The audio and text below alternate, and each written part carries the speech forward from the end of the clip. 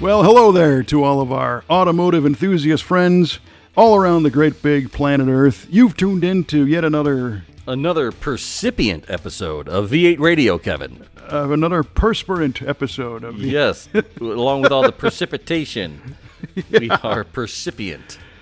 Percipient. What And does that would mean? be having a good understanding of things or good perspective. Which, that's a stretch in both terms. But hey, I'll take It is. that. It's not called the overselling adjective for nothing.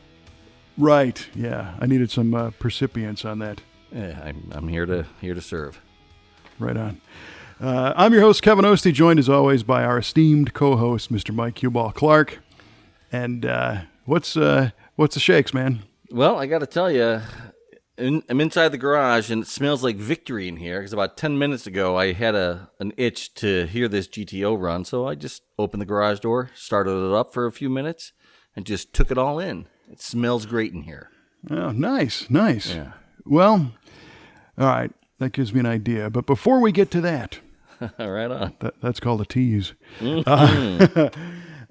you've heard this show before, no doubt you have participated in our at-home player game of our Automotive Trivia question contest. Aha. We know our friend Yardley keeps the score, but I wonder how many others. I could just see somebody, with a steno pad jotting down the question and then holding their pen to their head and thinking, That's a neat thought. Yeah, it never happened. I really hope somebody does that. Never That's happened. pretty cool. Okay. Have you prepared a trivia question that we can ask in the beginning and reveal the answer at the end? Indeed I have, sir. All right, to you, Kevin, and to our listeners, I give you this. What automaker's logo depicts a person being killed? And go. Wow. An automotive logo depicting a person being killed.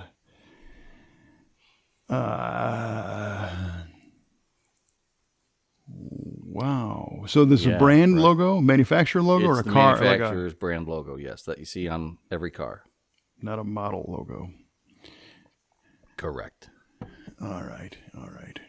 Or incorrect, whichever way you decide to go. Nice, yeah. Well, that's interesting. That's a good one. Is this current or like historically? It's current.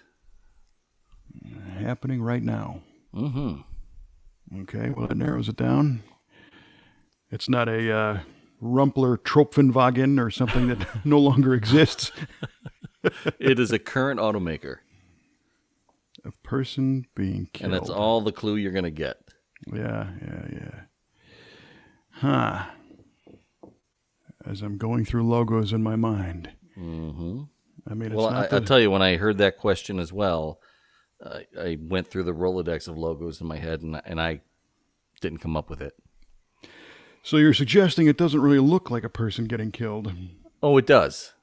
But I just once I saw the logo, I'm like, oh, of course. But it just didn't dawn on me. Okay. Well, what cars are left? Ford, Chrysler, Chevrolet, Cadillac, BMW, Mercedes.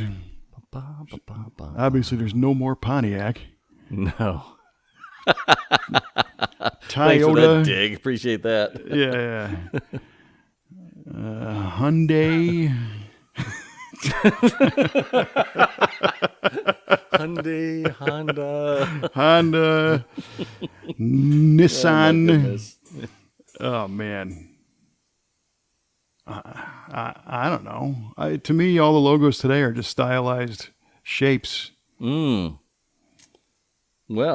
I got to that get would be an something incorrect there. statement. Yeah, right.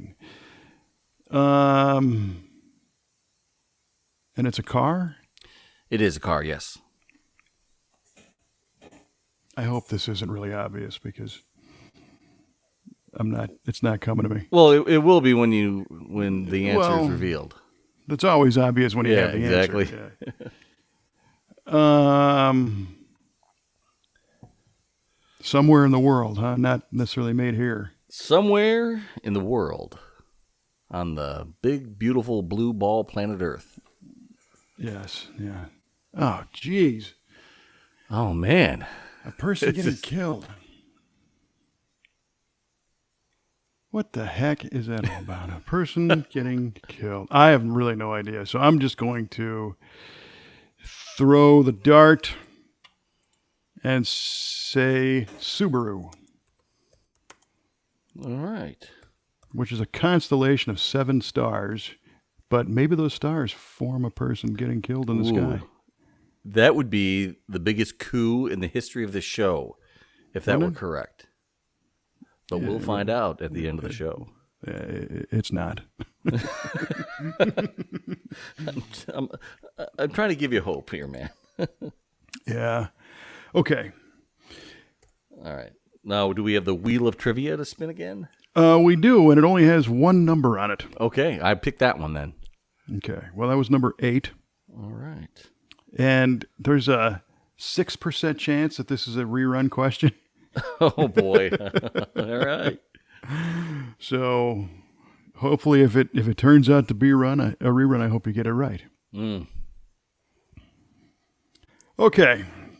One of my favorite all-time television trucks was driven by our friend Colt Seaver. Seavers, I guess. In the Fall Guy TV show. What kind of truck was that? Oh, man. I can see that truck now. Yeah, we all can. It's because it's cool. It is extremely cool. Yeah, I can hear the jingle. Lee Major singing the opening tune. I'm the unknown stuntman. The unknown stuntman. And I can see it making jumps and doing all the cool stuff it does. Mm-hmm. And that truck, I believe, was... Do I need... I mean, how much are you looking for on this question? Year, make, model would be wonderful. But year, make, model. Oh, in this, boy. I take what I can get. It's not like I can reach out and hit you or anything, Okay. I'm going to say...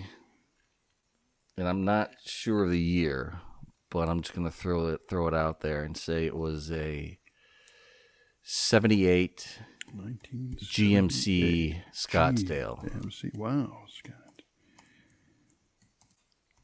Right on. That was a truck. Yes, it was. Whether it was the Fall Guy truck or not remains to be seen. We will find out at the end of the show. All right, man. So what's the shakes with you, dude? Oh, I don't know. There's so much going on. It's mind-boggling right now. But I thought it might be fun. One of these times, during the show, you just need to reach back and fire up that GTO. Ooh. That, you know what? It's like you're reading my mind. Because I was hoping you would ask me that. Well, why wouldn't I? You gave me that big hint in those puppy dog eyes saying how great it was. Holding up the signs, please ask me, please ask me. Yeah, exactly.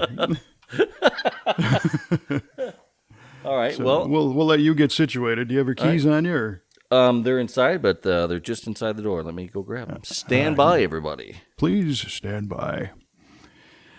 So at this point, I just kind of call it like I see it. Now, some people wonder about where we record this podcast of ours, and the truth is that Mike and I we're 320 miles away using the modern wonders of technology, and we use iPhones that are on a video chat so I can see in his garage and he can see me in mine, and then some other voodoo software for the sound side of things. All right. So I have the keys with me. There he is. He's got the keys now. And let's start her on up. Stand by. Yep. So looking in his garage, I see the wheelbarrow on the wall back there, a couple of 2-tree bicycles, his wife's car. Here he goes getting in. Let's all listen and pay attention.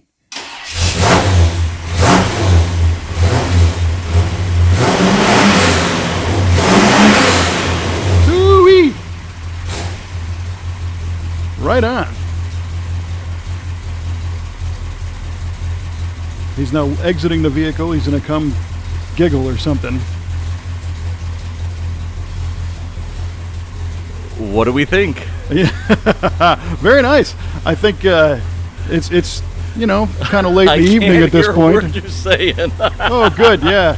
Well, you suck and your car is slow. I can't hear you. Yeah, right. Really? You can't hear me I now? got to shut it off. Oh, yeah. Go shut that off.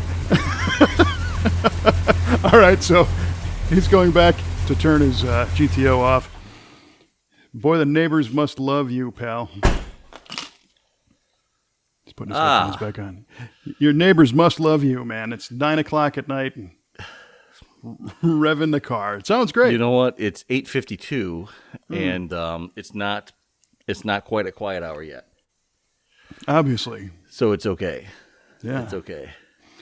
Boy, listen to that crisp start. Yes. Very nice. It's amazing how well this thing starts and how well it's timed and how well everything's put together. I mean, a lot of this is dialed in nicely. It sounds great. Your family must think they're kind of wishing that thing wasn't back together yet. Well, I think the neighbors wish it wasn't. Yeah, Well, they had 7 years of peace. It's time for a little hell raising. That's cool. Yeah. So I ran inside, and my wife Jenny's like, "What's the matter?" I said, "I need my keys. I got to start my car." She's like, "What?" It's an emergency. It's on air. She's like, "Oh, the GTO." I said, "Yes, Yes. absolutely." Well, there you go. Yeah, good times. Oh no, it really smells like old car in here. I love it. Yeah, this is great. Hopefully you don't, fall over halfway through the show here from Yeah, right. Well, I still have the garage door open, so breathing monoxide fumes. yeah, for sure. What a way to go, though. Yeah, that would be a great way to go. Yeah. So have you been you driving it? Yeah, I drove it. I drove it last weekend. I drove it to work on Friday, a week ago Friday, and really enjoy the heck out of it. Where did you park when you drive it to work? In the general parking lot. Are you right in the middle, or did you park Yep. it like all the way out by No, the... in the middle. Everyone's actually pretty cool with the way they park that works in that building. So nobody really gives in any hassle. That's good. So yeah, they really enjoy it. They dig it whenever I do bring it in. This is the second time I brought it out there. So yeah, they're pretty cool with it. Yeah, that's awesome. Yeah, man. Good. It's a good time. So I was just talking to my buddy Randy today. Randy who helped me get this engine together. Mm-hmm. I said, you know what? I think my next big project is I want to get this body off the frame and get this chassis restored. He says, Holy moly. he's like, we can do that. I said, all right, let's do it. Yes. Yeah, you can. Yeah. Well, You can do it because you can do it. that's right. Thanks. That's right. Thank you, Jesse Combs, for that line. Mm-hmm. That would be a good project. I see you're at that point where I am now, where the car runs and drives, Mm-hmm.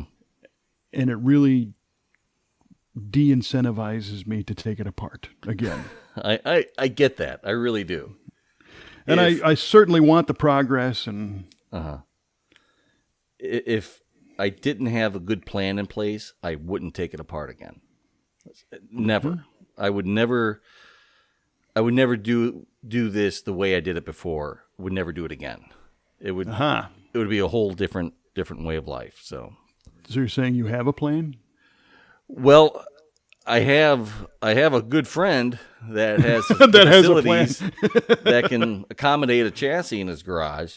Mm-hmm. And I can get, I can get it torn apart. We can get it blasted and powder coated and put together. And, just like we did with the engine, going to his house every weekend or every couple of weekends and spending the day out there doing stuff. So Yeah, that's really cool. And he's got a lift. And oh yeah, it's great. So if he's okay with you clogging up his lift during that, so. Well, he's doing kind of the same thing right now for another friend of ours who inherited his cousin's Mustang when his cousin passed away, and this poor Mustang is a 60, I believe it's a 69. It's a 9, yeah, the one that's at his house. Yeah, exactly. That thing was a complete pile when it showed up there. I mean, they're still welding stuff. Not anymore. I mean, No. they've come a long way. Long way. Absolutely. So they have it on a rotisserie right now, and they're getting the underneath, everything welded up underneath. They're getting it sealed up. They're going to get it epoxy sealed and then painted, and then it'll be a rolling chassis. So, yeah. And then here comes the GTO. And then here comes the GOAT. So I think taking one off a frame isn't that big of a deal. If it were me, I would start spraying those body bolts now. No, good idea. Right? Get under there and loosen those suckers up. Because body bolts on a GM A body like yours, the ones in the middle of the cabin go into what's called a cage nut. There's a big square nut that is captured inside the floor structure. Right.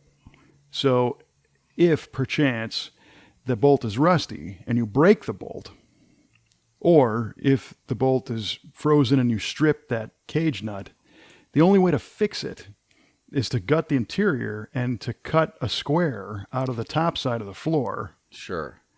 Put a new cage nut in it and then weld that up and paint it. Ugh. Which isn't bad. We just did it. Sure. To a 71 Cutlass convertible we're working on in the shop. Jared, our technician, handled that. But if it turns out that this could have been avoided by a couple of shots of something. Right. Do a couple of shots of something. Do a couple shots of something. I couldn't agree more. Yeah. This is good advice in many situations.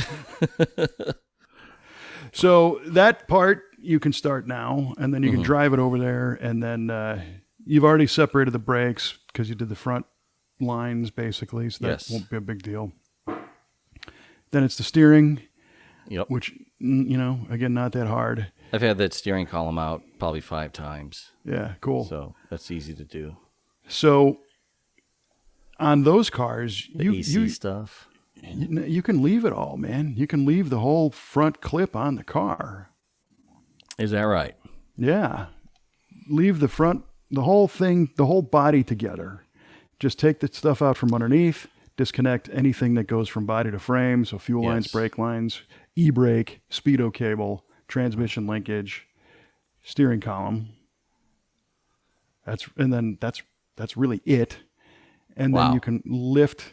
The bumpers might interfere because they're attached to the frame, and I don't know if they curl over, right? But I believe you should be able to lift the body off and roll the whole frame out with the motor in place and everything. Mm-hmm. That's kind of what I envisioned. So the AC compressor will have to hang with the body because you're going to take the motor out. Right. And then you're going to spill some coolant because that goes through the box on the firewall. Yes. And, the electrical harnesses under the hood. Right. It's just a bulkhead connection in the firewall. And some of the AC stuff might go through. So I would leave the bulkhead on the firewall because, I halfway put that on, and it's not as easy as it looked on your car because the harness was a little bit twisted. But you can leave the bulkhead and just yank the connectors off the motor and leave the rest of it. I gotcha. Right? Okay. Leave the rest of it in place. And your core support bolts in the front and those bushings, pay attention because those are stacked in a certain way. Mm-hmm. But your new kit of body bushings will have a map, but sometimes the maps are not that great. Mm-hmm. So I always like to get photographs. Are you going to do a rubber mount then? Like just a new rubber? You're going to do a urethane? Probably. Yeah. I'm not sure what the advantage of a poly mount or a solid mount even really would be for a street car. Probably none. Yeah. Yeah. So I would say the rubbers. Cool. Mm-hmm. So then you got the body goes up in the air, the frame gets rolled into the middle of the room. You're going to cherry pick the motor off and the trans, set it aside. Yes. And then you can blast away the bracketry and suspension. Does he have a spring compressor? Because now you took all the weight out of the car. Oh, I'm not sure, but I'm sure we'd be able to deal with it. I mean, he's done this exact same thing for his El Camino that he's building. Mm-hmm, mm-hmm, mm-hmm. So this is it's a 67 El Camino. It doesn't get any more exact than that. Similar, yeah. Yeah. So you could leave the motor and transmission in the frame and then separate the front suspension and use the weight of the engine and transmission Right. to help work with you on the springs. But putting them in, you're going to need a compressor. Right. Yeah, No big that deal. wasn't fun the last time I did that. Yeah. And even when the car's together, sometimes that's not a whole lot of fun. No, it's not. 'Cause I replaced the upper and lower control arms and put new front springs in a long time ago, and I used a spring compressor that rods up through the inside of the spring. Yeah, with a couple of forks on it. Yeah, a couple of forks, and that was the most difficult thing I've ever experienced to get it all back out of the spring. It was ridiculous. It is. Yeah, that's very aggravating. Yes. I kept thinking I was doing something wrong, but from what I understand, everybody has a lot of problems with that. Yeah, and especially with a fairly stock spring length. I know my Galaxy, I can jack this thing up and they'll fall right out because it's 2 inches lower than the front. Oh, is that right? And it's sweet. It's easy. But Sure. sometimes you get these springs, you take them out of the box, and you're like, there's no way this is going to fit in this car. And you got to crank it, and Yeah. the spring's bent, curved. Sure. And then they go somehow. Yeah. Well, the nice thing is I do have a set of lowered front springs for this car. Time to throw them in. Yeah, that I do want to use, so that would be a great time to do it. So, all right, at this point, we got the front suspension apart, the rear suspension now. Have you done anything with your rear control arms? No, never. Nothing. Okay, what's the plan? Just replace all the bushings in there, probably with stock stuff, and I'd like to put a rear sway bar on it. Okay, so the pro tip there on the bushings, Ride Tech sells a tool that allows you to press the bushings out of the rear end housing. Okay. Because the bushings go in the rear end housing, and then the rear control arm at the top goes over the bushing. Oh, okay. I didn't know that. Yeah, and the housing is cast iron, and Right. the things are at an angle. I've seen people who've built tools very similar to that Ride Tech tool. If you want to spend some time, Randy might have even done this. Maybe. So that's the one thing. But the other thing that I've learned is to get those bushings out of those control arms, drill them. Okay.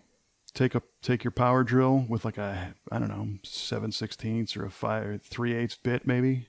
Okay. And just drill the rubber parts. Oh, okay. Just put holes in it, and it carves out all that rubber, Sure. right? So Yeah.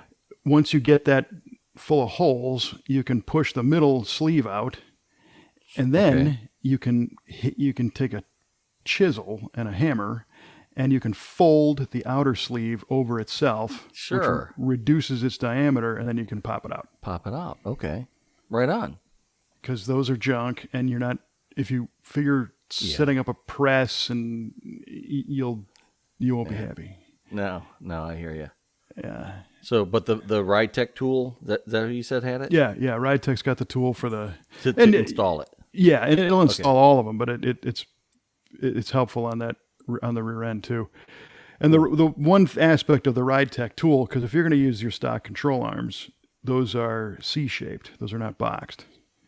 Correct. So maybe a fun fab project with Randy would be to get some stock and weld those up and make it a box control arm. And I think OPGI sells a reproduction of the original inserts for the lower control arms. Okay.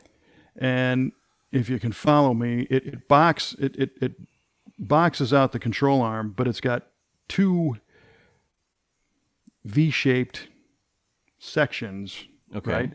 That they go right around the holes that are where the sway bar attaches to. Oh, I gotcha. Okay, so from the factory, all those arms have holes in them on the sides to mount a sway bar. But if you just bolt the sway bar up on a U or C-shaped non-boxed arm, you'll crush that. Yeah. So the insert boxes the front half of it, and then it has material that goes inside the arm. Ah, I gotcha. To keep it from crushing. I see. And they're $30 or $40 or something. They're not expensive, but it's Okay. a thing that you weld them up and put them in. So Sure. that'd be fun. And then again, the tool provides support between the arm on the end, so you can press your bushing straight through without them perfect. distorting and Sure. misaligning the holes. So yeah, that's a fun little project. I mean, I like doing that stuff. You should come up again. Yeah, I think I should. Right on. So did you put urethane bushings when you rebuilt it, or rubber in the front? I used on the control arms. Mm-hmm. They were like I think they were like a Dell alum kind of a bushing. Oh yeah, so you use the Delrin.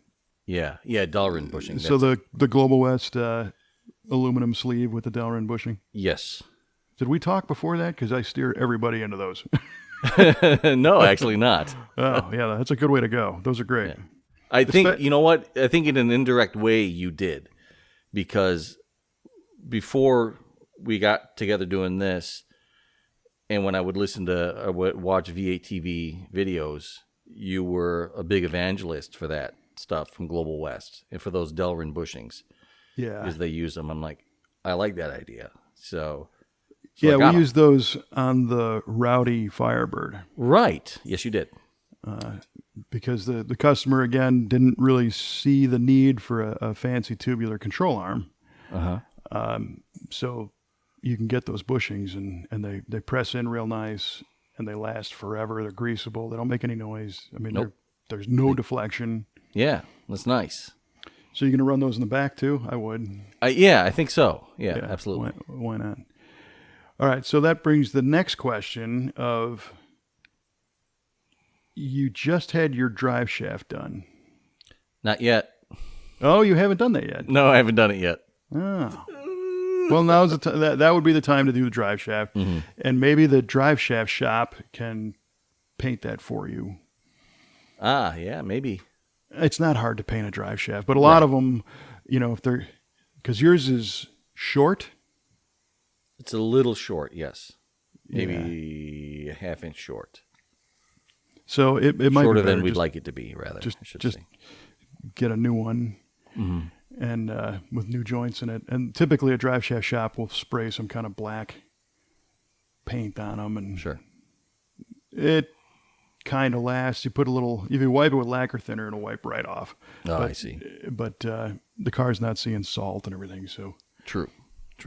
But you Maybe want some this wet nice. weather, but no salt. Yeah, you want this nice. So that's what I would do, is if you get a new one that's not all jazzed up, take some solvent and a rag and see how fast that stuff comes off. Okay.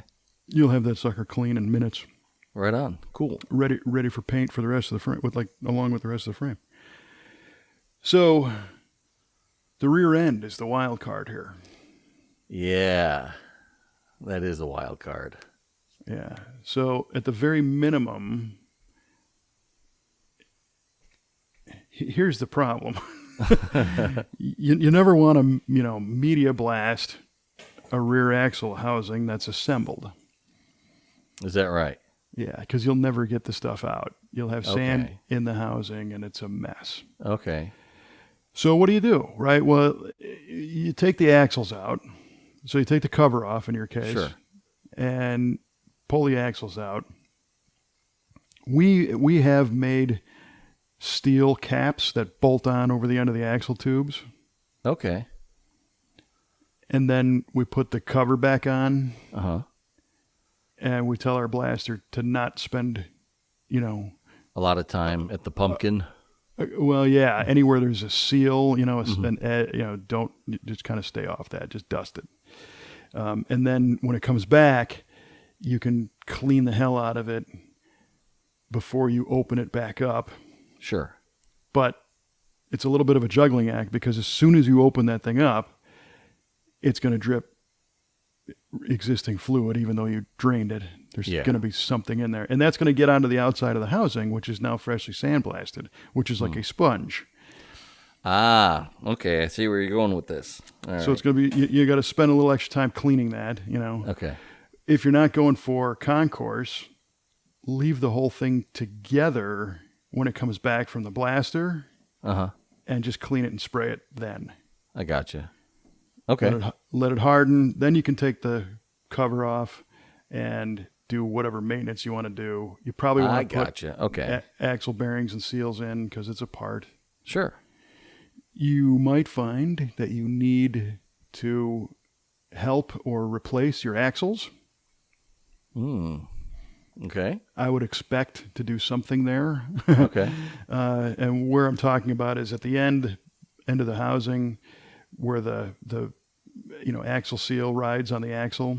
Oh, right. It cuts a groove in there. It in can cause there. some wear on that axle shaft, yes. So there's a thing, they call that the axle saver, which is a slip-on sleeve. Sure. That can sometimes generally fix them, but or you can just replace the axles and it's done. I gotcha. And then it becomes might as well syndrome, Yeah, well, I mean, at that point, I might as well get a different gear set in there. You might as well, Yeah. Get a nice set of 355s in there. That would be sweet. That would be really sweet. And I might as well pick up a 200 R4, and I might as well rebuild it. Yeah. Well, you still got that one waiting for you whenever you're ready to throw it in. So I would do that.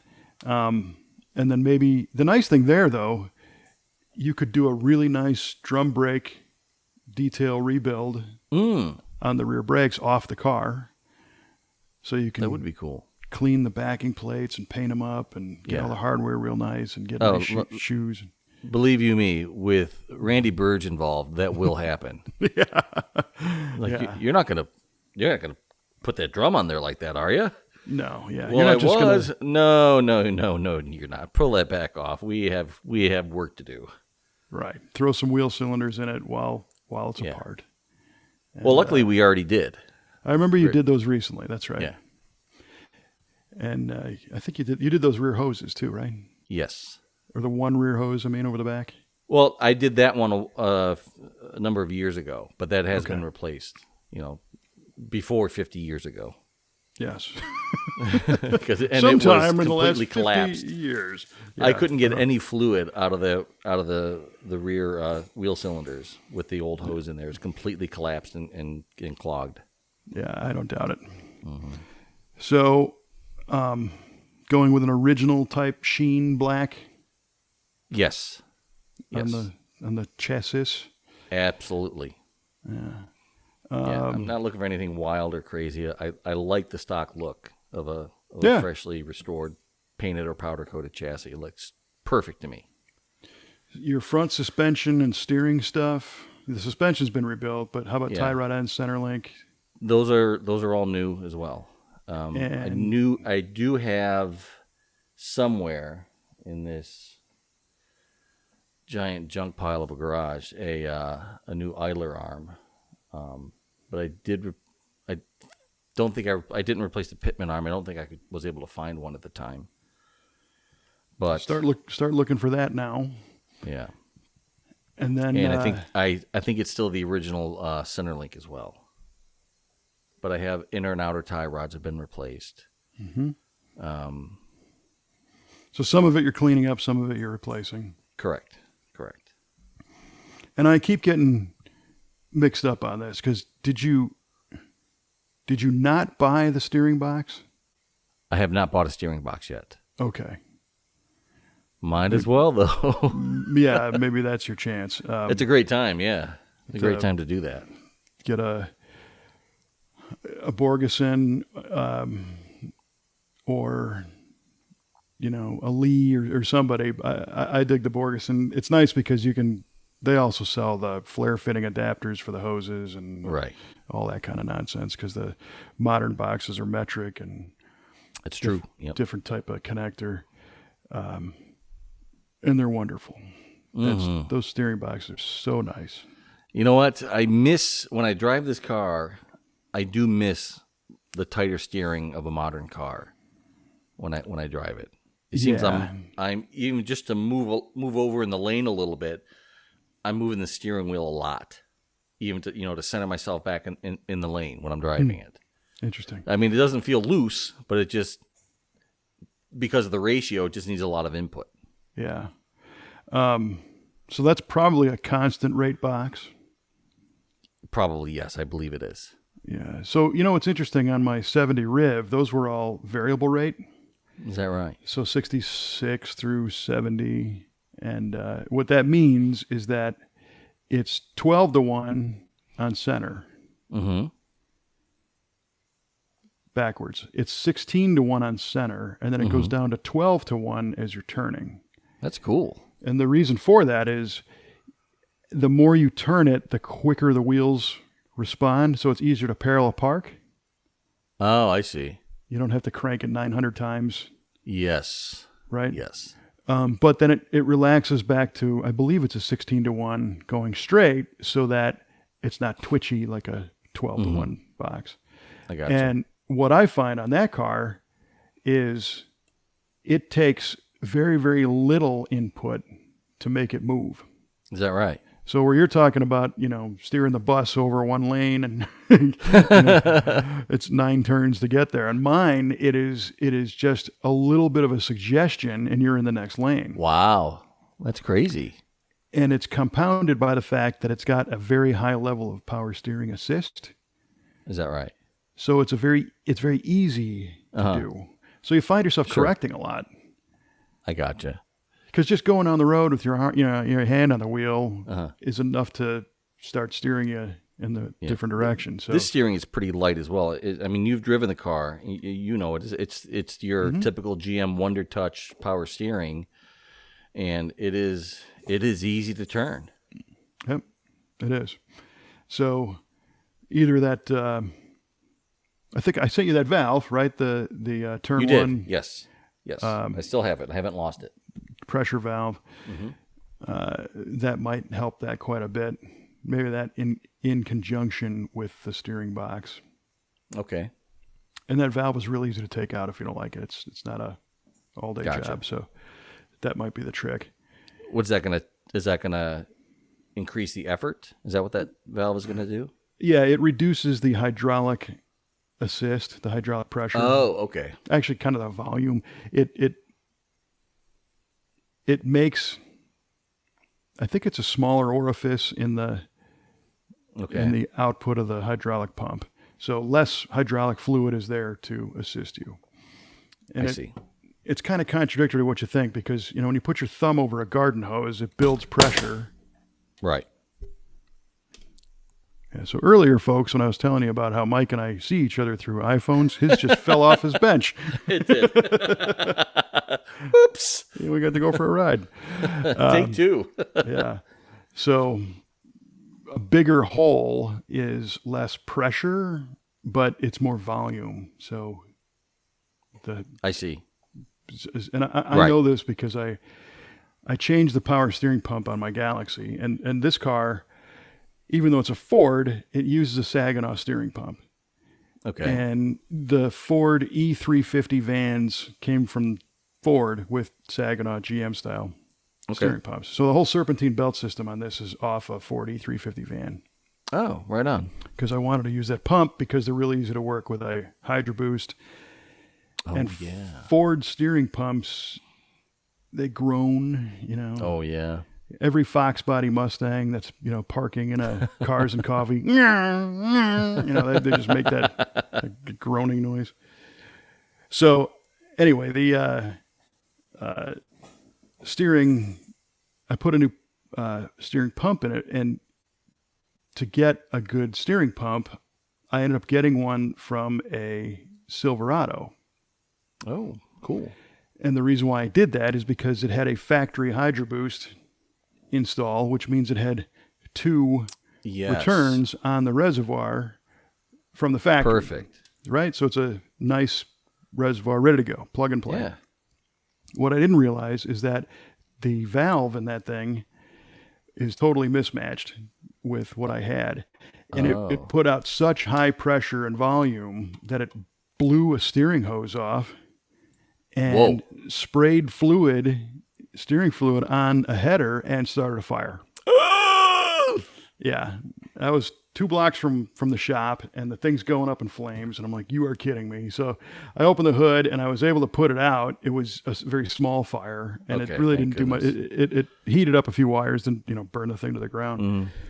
But I called our buddy Paul Clarke at Hydrotech, and I said, dude, what's going on here? And he sent me the dissertation on the various sizes of Okay. those orifice valves and told me to get the right one. He's like, so go take the pump that you took off of it, take it apart, take that thing out, swap it with the Silverado one, and you'll be golden. And I did. It's been great. Perfect. Very nice. Man, that was a disaster averted. Oh, yeah. Oh, my Yeah. goodness. I mean, that happened probably almost 4 years ago now. And I think I finally got the upholstery out of my rear end now. Nice. I think my I backside finally relaxed. my backside just inhaled the seat.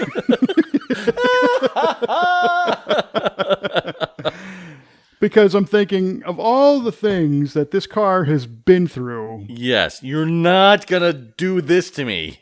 To burn down 2 blocks from work is not the way it's going out.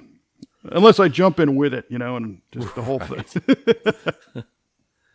Oh, my goodness. I can only imagine the thoughts going through your head. Oh, yeah. Yeah. But I mean, crisis averted, so that's a good thing. Yeah, and I had a fire extinguisher in the car, and Good. That certainly helped. So I recommend everybody keep a couple, because the little ones, they can evacuate quickly. And then I had one. My old man had one in the car when I got it, and I went to test it, and there was nothing in it. There was no pressure in it, and I was, oh my gosh, it's time for a new extinguisher. Oh yeah, holy cow, definitely good. So that's the last thing I need, because I almost did start a fire in this car as well, a long time ago, when it was leaking transmission fluid. I believe it was from the front pump, and it was hitting the torque converter and slinging fluid out and hitting the exhaust pipes. And it would smoke pretty good, but it never ignited. Well, that's good. Yeah. And it doesn't leak there anymore, which is even better. Yeah, how about that? So then get everything painted up, get your front end back together. Yes. And then are you going to do anything to the bottom of the car while this is apart? Yes. Well, it's off the frame. I am going to go underneath and, wire wheel it up and clean it, and then, reseal everything and throw some epoxy sealer on it and paint it up. So that's it look nice. The not fun weekend. Yes, that is the not fun weekend.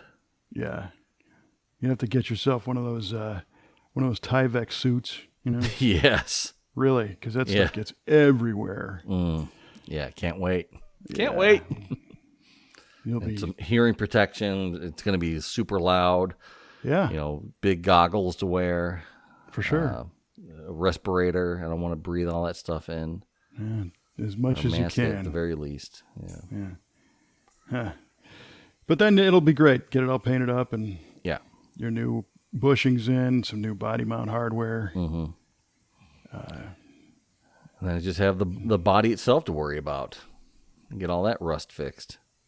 Yeah. I mean, or you leave it, Yeah. Or I mean, you're obviously going to leave it for a while. For a while, yeah. I mean, I would like to get it fixed. I would like to get the vinyl top ripped off and get all the rust underneath it fixed. And did you see the video of the Camaro? Yes, I did see that. Did you see that was horrifying. When I saw that, I literally gasped when I saw that. I'm like, oh my God, I hope my car's not like that bad. Yeah, so that was a couple of weeks ago, I guess. We published a video, and we had talked about the car in this podcast, the 67, right? That was a 7. Was it a 7? I thought it was an 8. It was an 8. It was 68, sorry. Yeah. We've got a lot of them around. A 68 Camaro that was LS3 car with a 6-speed, and it had little rust bubbles underneath the vinyl top, and we got to go ahead to do just that, and ended up cutting the whole thing and putting a new roof skin off. in it. Yeah. Yeah, and remaking the window channel around the bottom side. And, Yeah. Can't wait. I mean, yeah, and in that car, it was totally worth it because it drove so nice. And It looked nice when you were done. it looked great, yeah. I mean, it looked good when you started, but then when you got into it, holy cow. Right. And What a tale it told. Somebody did that job once before and didn't really do it right. So the windshield or the window pinch welds were separated, and there was rust and water, and I mean it was and that's one thing that worries me. I love the look of this vinyl top. I don't love what it does to cars. Well, right. And people ask me that. They're like, well, I'm not putting that vinyl top back on because look what happened. Well, what you have to realize is what happened is because it was just a regular car. Right. Today, your car lives in the garage. It doesn't get wet, doesn't get snowed on. So that's going to take 200 years for that to happen again instead of 50, So I wouldn't worry about that. But you even still put something over to help protect the metal as well, right? I mean, not just paint, but... Oh, yeah. No, it got an epoxy. Yeah. The whole roof got epoxied, and then it got painted with Imron, an industrial urethane black to keep it from to fend off any moisture that's held in the top. And then the other thing too is keep the top dressing all the time because sure. Where the water permeates through the top and if you can keep that treated to where it repels the water, less of it comes through. So, and I know your top is pretty slicked up already, so you know how to do that. Yep, I do know how to do that. Yeah, it comes out pretty good when I clean it up. So just the front and rear looks kind of rough, and the sail panels and the doors. It's weird. Both doors have on the lower front corner of the door, the inner door, have a rust hole in it. Both of them in the exact same spot. You can't see it even when you have the door open. You got to feel for it. It's just it's weird that a car that lived its whole life in the South would have rust like that. Yeah, well, who knows? Yeah, it happens, but it does happen. But you're right. The vinyl top on that car looks great. It's a big enough car with the black interior, and the gold's a good contrast with the frame all done nice. It's going to look really nice. Yeah. I see it in my head too. And then when I go to shows and I see these other cars that look super great, I'm like, don't get me wrong, I love having my car back, but just a little bit of me always wants it a little bit better. Oh yeah, well we all do. I see these cars, I'm like, I can get this done if I have the right plan. If I plan this right, I can do this. Mm-hmm. So I definitely want to move forward with it. Yeah, that'll be cool. Yeah, man. So I would just visualize any parts that's going to take and get them on order now. Okay. For real, because you know what it's like. You don't want to be halfway through this thing, and Randy's like, we got to put this body on tomorrow because I need this lift back, and you're like, well, my bushings aren't here, and they're not going to be here for 6 more weeks. Right. Yeah. I'll just start ordering parts and start piling them in the car like I did before with this engine build. I had the whole back seat filled with a box of fluids and gaskets and the starter and hoses and all kinds of junk. Yeah, I mean, you don't want to render it useless with a bunch of stuff in the back, but we're not talking about big items either. It's true, hoses and bushings and some hardware and whatever. So, but it can take some time. So, yeah, good times. Yeah, well, that's going to be cool. It will be cool. It will be cool. Thank you. Yes, appreciate it. Yeah. I'd love to do that to mine. I did it to the Galaxy once already. Oh, yeah? Yeah, the car got painted on the top side in 97, and then in California, after I met Kelly in probably 99, we split it. And actually, we didn't split it. I did the whole frame and bottom side still attached. Ooh, wow. and we built a tent around the whole bottom of the car and sandblasted the whole bottom of it together. Holy cow. Yeah, and painted it all and coated it and everything. And it looked great. It looked awesome. And that one, the front clip came off, and we did the front frame rails and the firewall and the inner fenders. And cool, man. And it looked great. But that was quite a while ago. And one particular event caused it to get surface rusty underneath. Oh, no. And it was in, I don't know, I think it might have been the Summer Nights Cruise or one of those events in Tennessee or Kentucky. And it was early in the spring, and it rained like crazy going there and back. And I don't know if there was still some kind of salt in the road. Oh, no. Left over, but I didn't think anything of it, because I epoxied it and I used good stuff, and it, it always looked great. And then all of a sudden, like a month later, what the heck is this? And Man. Yeah. Come on. It needs to happen again, but that's all right. Oh, that's a bummer. Yeah, it was a bummer, but it's it's not the end of the world. Next time it will separate from the frame because these bushings are It's time. flat. Yeah. Oh, is that right? Well, Ford bushings are weird. They're like square. It's like somebody took a set of shears and cut them out of a mud flap off a truck or something. They're just these flat pieces of rubber. They're not like a round. Oh, really? Yeah. Well, a couple of them are. Not anyway. like a round puck, like the GM one? Yeah, there are the puck style, but there's also these flat things all over the place and different thicknesses. And yeah, in fact, we got a big curveball when we did the 55 T-Bird with a Coyote in it a few years ago. Yes. The bushings all look similar, so they all came out. And when we put the new ones in, there was a very specific order. Oh, no. And that car is basically a unibody. The fenders don't come off, and it's a one-piece tub, and it's a convertible. And we put the whole thing together and torqued the bushings down, and like the doors wouldn't open. Oh, no. Oh, man. Because it was pulling the front and back down, and it was like a wedge in the middle. So it took a little while to monkey with and reposition all the bushings to get it to where all that stuff relaxed. Oh, gee whiz. That had to be stressful. It was silly. It was. Yes, absolutely. Yeah, but now you know. Uh-huh. Can't take that for granted because these body shells, they do twist around. But being a hard top, you've got less of a.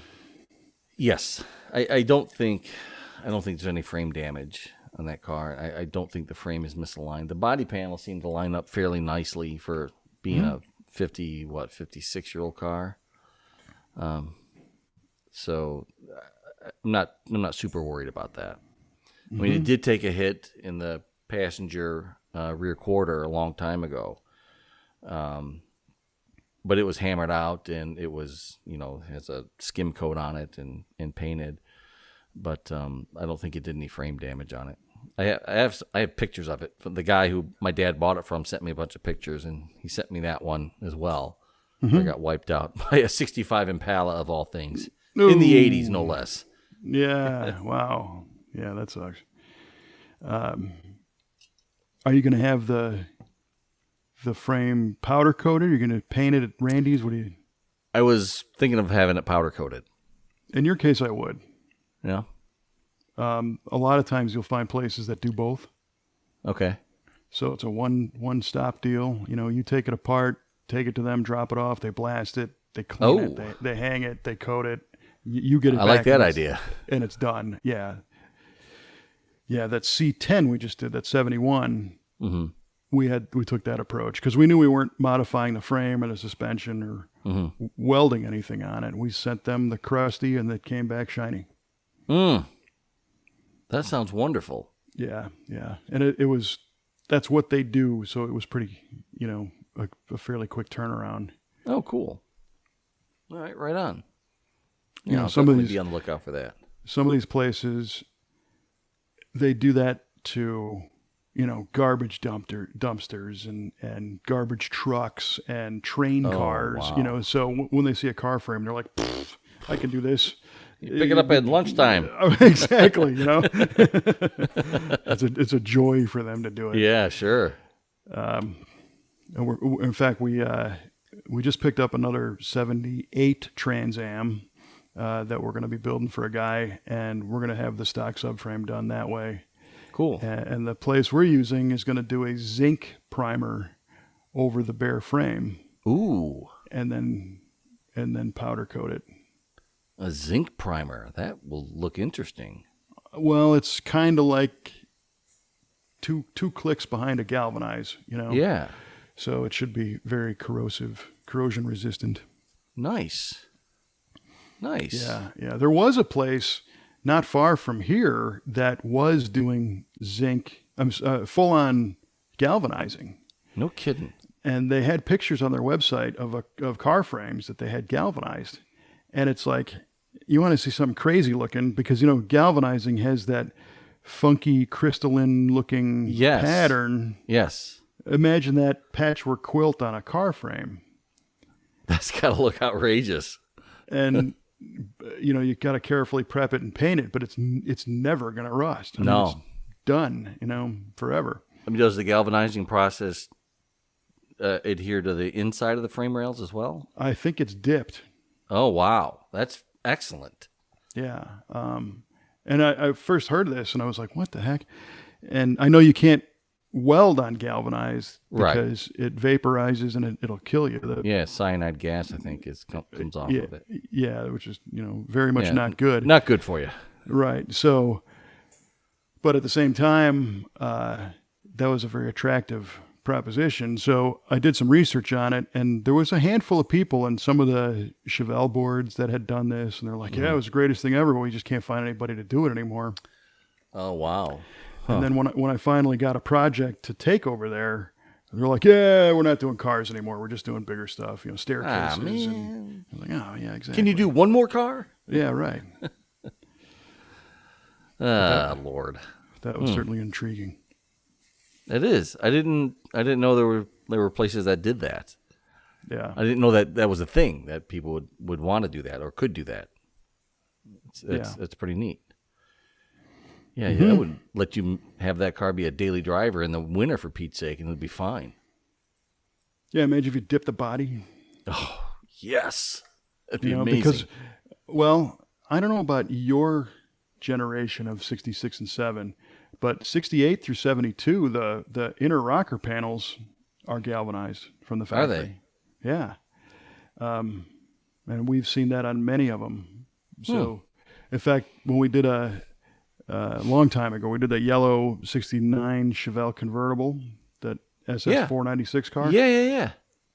We wiped off the undercoat, and all the galvanizing was there, along with a stamp, from the metal shop that made it, or galvanized it. Yeah.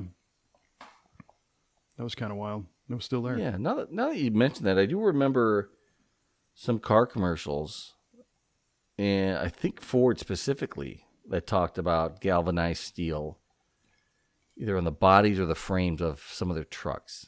If I'm remembering this right, I'm not sure, but I do recall hearing something like that. But some part of the car made of galvanized steel.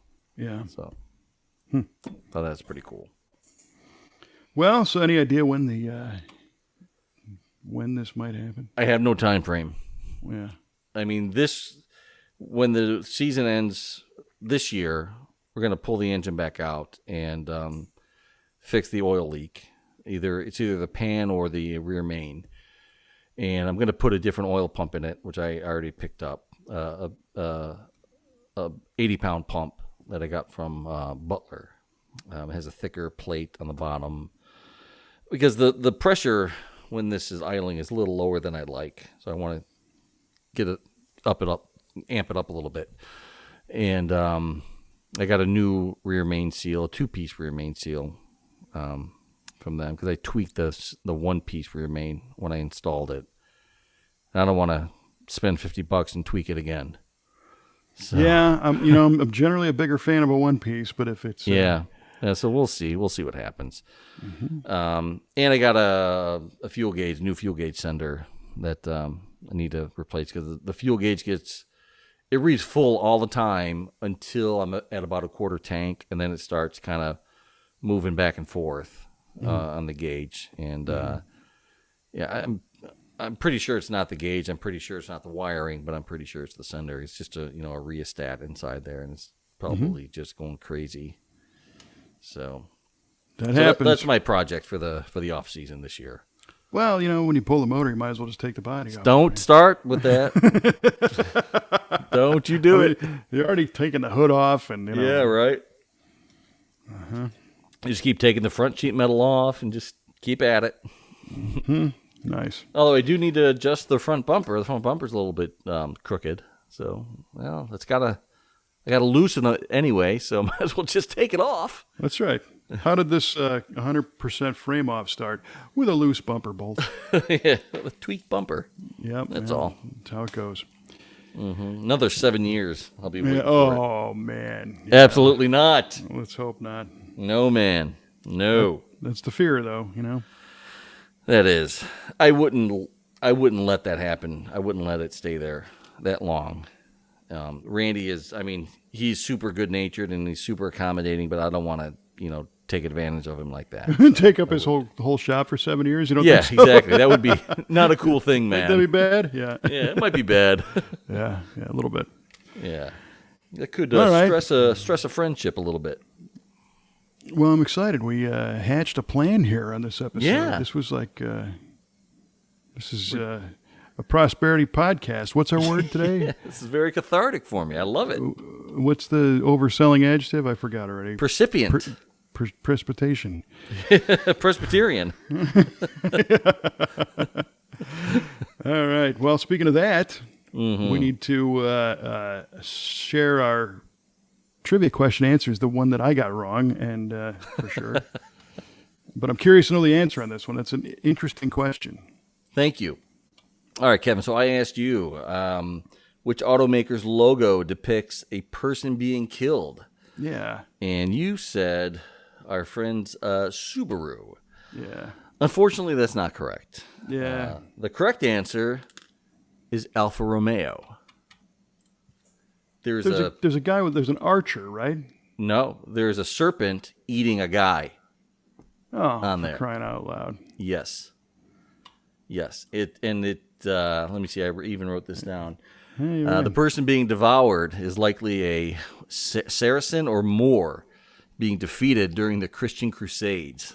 The snake-eating man symbol, known as the Bichon, I think is how you pronounce that, was a symbol for the influential Visconti family, rulers of the city of Milan from the 13th to the 15th century. Holy mackerel. Yep. Google it up. Who do we have to thank for that fine question? I can't recall if Yardley gave that to me or not, or if I stumbled upon that. But it's such a great question. I'll give him full credit for it. It is a good question. Yeah. And, I can't say I've spent that much time looking at the Alpha badge. Part of me says I did at one point, but kind of forgot about it. And I just thought it was a dude. I wasn't really quite sure that it was somebody getting, chowed down on. Yeah. Oh, yeah. But hey, good to know. Awesome. I'm kind of surprised that, today's culture, they're still allowed to have that. Yeah. It's part of a family crest. So, Well, we're finding out that, families are not immune. True. From things occurring today. Right. That's true. All right. Well, I'll have to go look at that now. All right. So tell me my question I got wrong. All right. So the question was, what was Colt Seaver's truck in the Fall Guy? And you said it was a 78 GMC Scottsdale. Yes. And not terribly far off, but a little bit. It was actually a rounded line 81 GMC K2500 wide side with the Sierra Grande equipment package. Ooh, Sierra Grande. Yeah, the big mountain. Love it. Yeah. Love it. And I guess the story goes that the first season they used regular production pickup trucks. They just put the wheels and the light bar, the KC highlights, and jumped them, and they were destroying these poor trucks. Yeah. So Sure, General GM Motors was not too happy about that. Well, they saw an opportunity because they were getting so much exposure, and everybody loved the fact that that truck was so cool. You remember what it was, Oh, yeah. today. So I don't think people were looking at it saying, "Hey, what a piece of junk truck! It can't handle that jump off the side of a mountain." I don't think that was ever Right. an issue. They just loved the exposure, and of course, they wanted them to last.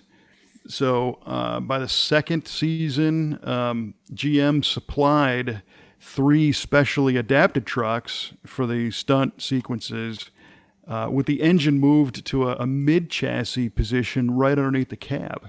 Oh, no kidding. So kind of a precursor to the current monster truck. You know how the motor's in the middle of the truck. And this allowed these trucks to fly better. They didn't nose over, and Sure. season 2 is when they're all wheels up and attitude. They land and they don't come apart as much.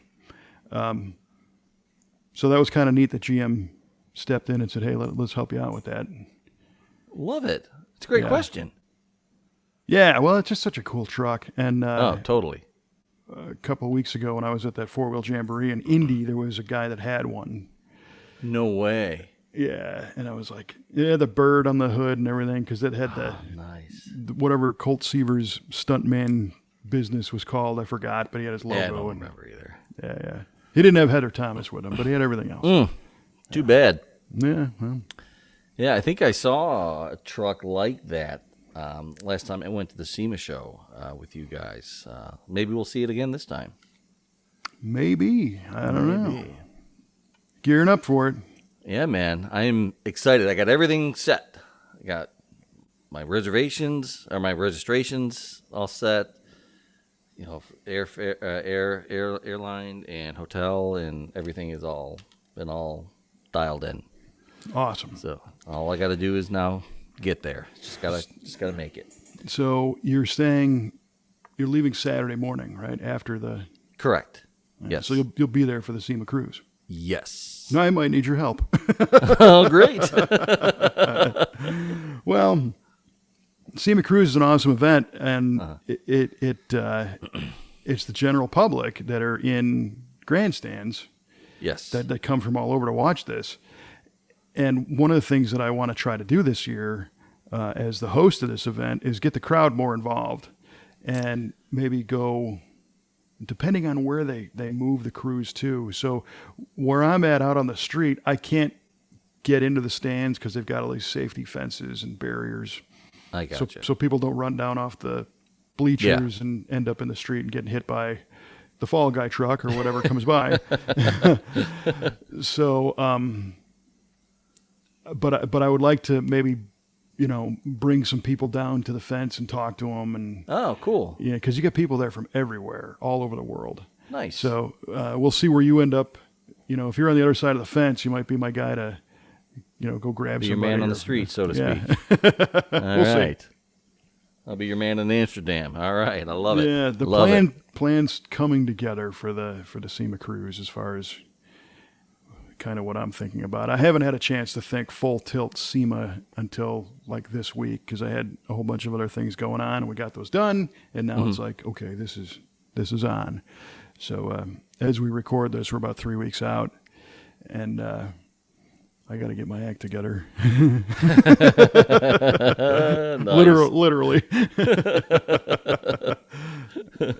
Acts together. Yes. Yes. Oh, it's going to be great. I mean, you're doing a lot more this year than you have in the past, so that's going to be exciting. I'm sure you're pretty stoked about all that. A lot more work for you, but a lot more coolness too, I think. Well, yeah, it is. It's totally cool. And between Monday to Monday midday, actually a rehearsal Sunday night, all the way till end of day Friday, probably 7:30, 8 o'clock. Maybe 8:30, depending on how many cars. It's kind of going to be on the whole time. So, like Nice. I said, man, as soon as we finish that one, I'm looking forward to going to our secret spot for dinner and just going. Oh yeah, just decompress. That's it. Nice. But It's it's very exciting. The only exciting. thing I'm bummed about is I won't be able to make it Monday night for the reveal. That's the only bummer. But Well, you're gonna see everything else. Yeah, yeah. Oh, yeah. I'm not complaining, but it just would have been cool. I remember helping one time when you were doing the reveal, when all the simulcasts were going we did the on. live stream. Yeah, and you were helping to get those set up.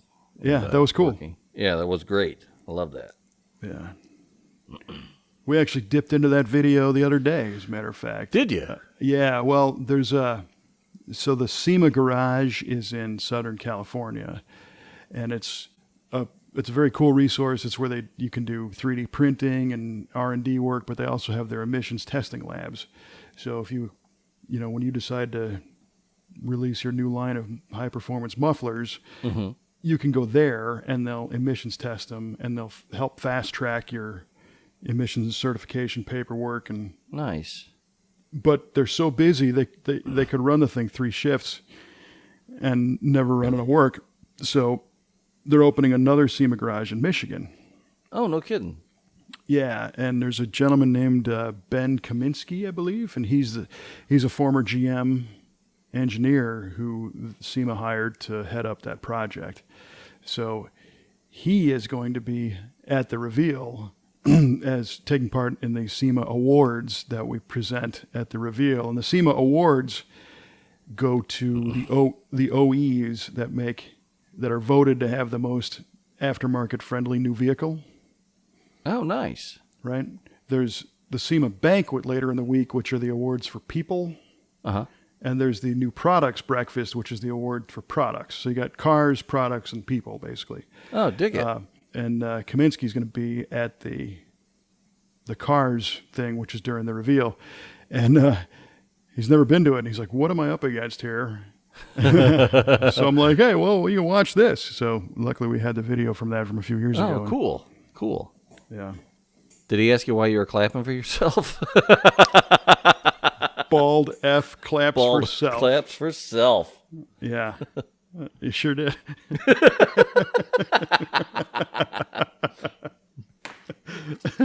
Brilliant. Looking forward to doing it again.